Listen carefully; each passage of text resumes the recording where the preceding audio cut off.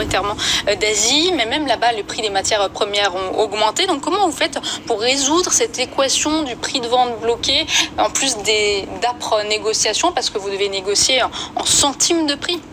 Oui, la réalité, c'est qu'effectivement, quand on regarde le bilan de l'opération, il reste quelques centimes à la fin sur un produit. Il faut donc que la chaîne logistique soit parfaite.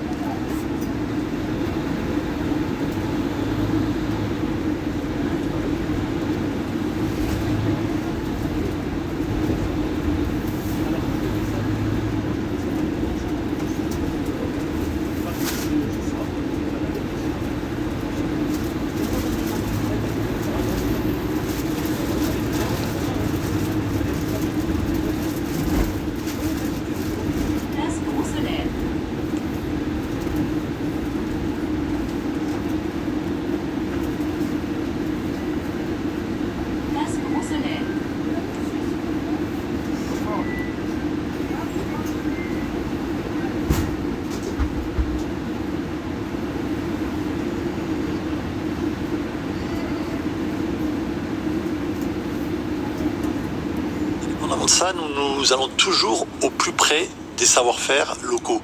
Alors vous citez effectivement l'Asie. L'Asie représente grosso modo 60% de nos approvisionnements, et dans le domaine du bazar, ça correspond en les peu ou prou à ce que représente le bazar dans la consommation mondiale, en tout cas en ce qui concerne les petits prix.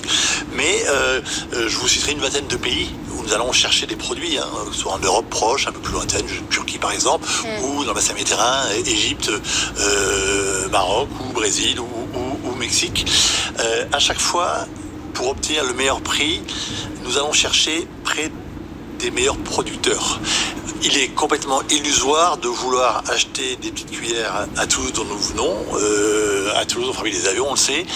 Par contre, il y a des endroits qui savent bien faire les petites cuillères, on va les chercher là, si vous voulez. Et à partir de là, une fois qu'on a isolé la bonne source, la bonne origine du produit, le savoir-faire local, respectueux des normes de production, de fabrication, etc., à partir de là, on va rentrer dans le détail du produit et essayer d'adapter le produit au plus près du prix qu'il nous faut pour que nous puissions commercialiser à 2 €.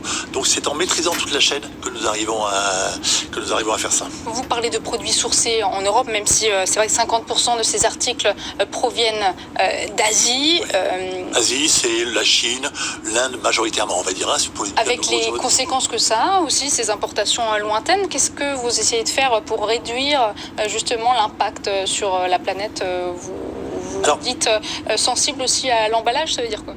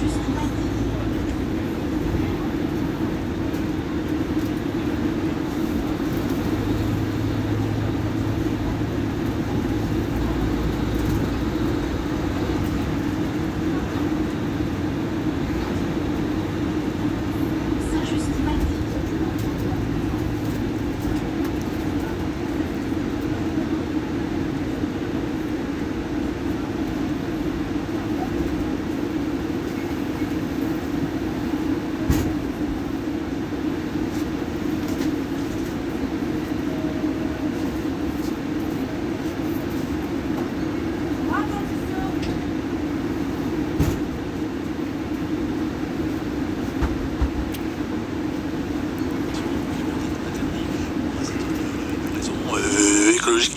Et nous avons une logique également, c'est que quand nous allons chercher pour aller beaucoup plus loin, il est beaucoup plus rentable d'utiliser un transport de masse comme le container que d'utiliser un camion pour aller chercher 1000 pièces au bout de la France par exemple. Si je compare le coût de transport d'un produit entre l'Asie et chez nous et le point de vente final, des fois, il arrive que le coût du transport en Europe ou en France soit supérieur à ce que me coûte le coût depuis le pays producteur. Pourquoi ? Parce que en fait, on arrive à une mutualisation des coûts, un effet de masse qui est très important pour le conteneur. Et quand vous arrivez à ramener ça au coût du produit, finalement, l'impact écologique est beaucoup plus faible que des fois transporter un produit d'un point A à un point B en France. Et je ne parle pas de la livraison, de la commande qu'on fait sur les gens qui sont livrés, leur colis à domicile, où là, on est dans à mon sens, une gabegie pour un certain nombre de produits. Donc nous, ne sommes pas du tout intéressés par la livraison Internet. Nous continuerons par les points de vente physiques parce que ça fait partie de cette mutualisation du service, du transport, qui permet d'améliorer les coûts et donc de limiter l'impact. On va passer aux chiffres de la semaine. Et cette semaine, c'est une multiplication, le chiffre, Nathan. Oui, fois 1,3. Fois 1,3, c'est l'écart.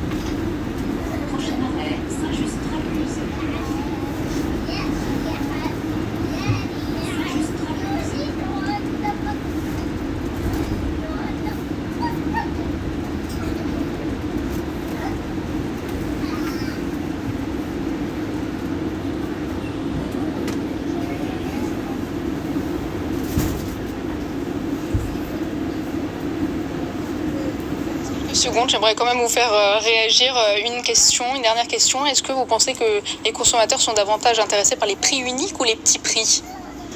Les prix uniques comme ces 2 €. Je pense que le prix unique en termes de marketing, il est intéressant parce qu'il est...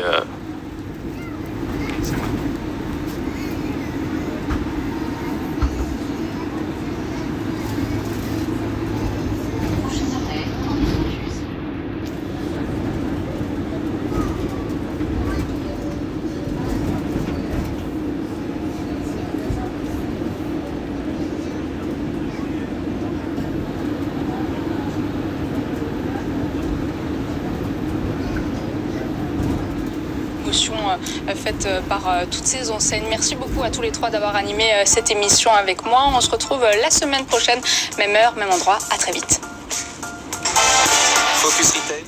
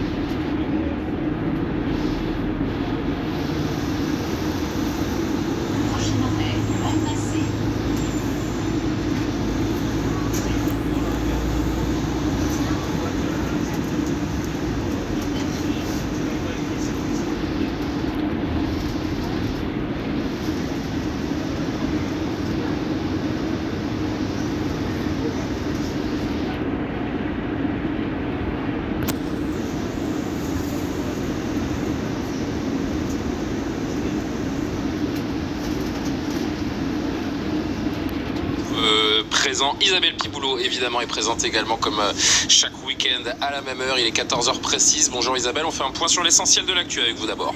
Bonjour Julien, bonjour à tous. L'Europe est en danger sur divers plans. Déclaration d'Emmanuel Macron à l'approche du scrutin de juin. Le chef de l'État...